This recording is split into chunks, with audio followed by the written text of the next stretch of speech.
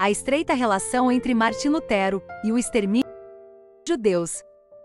Atualmente existem diversas igrejas protestantes, sendo que especialmente no século XX, houve uma enorme multiplicação das mesmas, muitas delas, sem ligações entre si, com diferentes pontos de vista. E muitas vezes com rivalidade no que tange a questões doutrinárias e a aquisição de novos fiéis.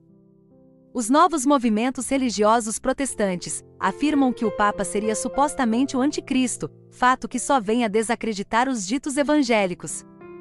Calvino, um dos mestres protestantes, considerava o trabalho e a prosperidade financeira um sinal das bênçãos de Deus, legitimando o lucro.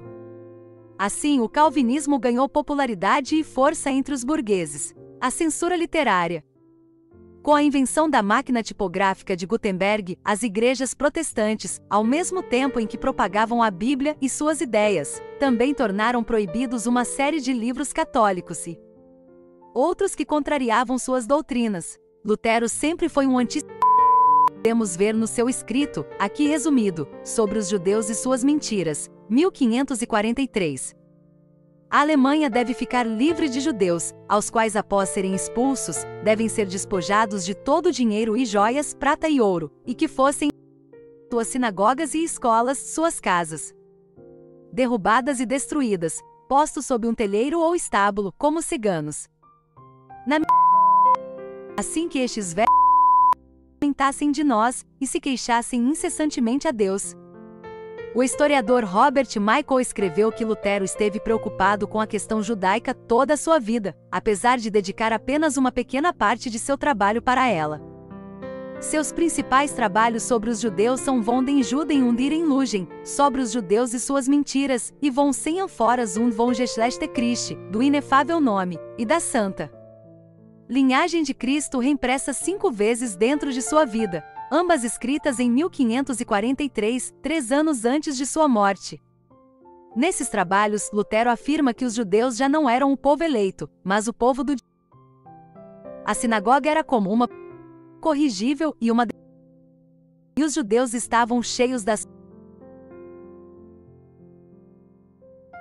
Lutero aconselhou as pessoas a incendiar, destruindo os livros judaicos, proibir os rabinos de pregar, e apreender os bens e dinheiro dos judeus, bem como também expulsá-los ou fazê-los trabalhar forçosamente. Lutero também aconselhou seus assassinos, escrevendo: é nossa culpa.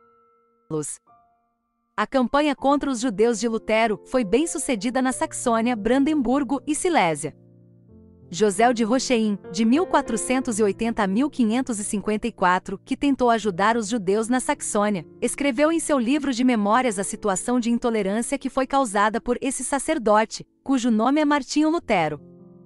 Seu corpo e alma vinculada que escreveu e publicou muitos livros heréticos, no qual disse que quem ajudasse judeus seriam condenados à perdição. Um pastor luterano de Oschelden argumentou em um sermão que os seus paroquianos deviam assassiná-los. O antissemitismo de Lutero persistiu após a sua morte. Motins expulsaram judeus de vários estados luteranos alemães. A opinião predominante entre os historiadores é que a sua retórica antijudaica contribuiu significativamente para o desenvolvimento do antissemitismo na Alemanha, na década de 1930 e 1940. Ele auxiliou na fundamentação do ideal de Deus. O próprio Adolf Hitler, em sua autobiografia Mein Kampf, considerou Lutero uma das 3 maiores figuras da Alemanha. Em 5 de outubro de 1933, o pastor Wilhelm Heinrich Reutlingen declarou publicamente que Hitler não teria sido possível sem Martinho Lutero. Julius Streicher, o editor do jornal nazista Stürmer, argumentou durante sua defesa no julgamento de Nuremberg que nunca havia dito nada sobre os judeus, que Martinho Lutero não tivesse dito. 400 anos antes, em novembro de 1933, uma manifestação protestante que reuniu um recorde de 20.000 pessoas resolveu a dita reforma. Resultado da reforma: diversos historiadores, entre os quais se destacam William L. Shirer e Michael H.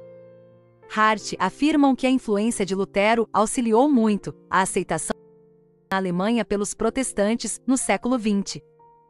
Shirer fez a seguinte observação em Ascensão e Queda do Terceiro Reich: É difícil compreender a conduta da maioria dos protestantes nos primeiros anos do Natal se estivermos prevenidos de 2 fatos: sua história e a influência de Martinho Lutero. O grande fundador do protestantismo não foi só antissemita apaixonado, como feroz defensor da obediência absoluta à autoridade política.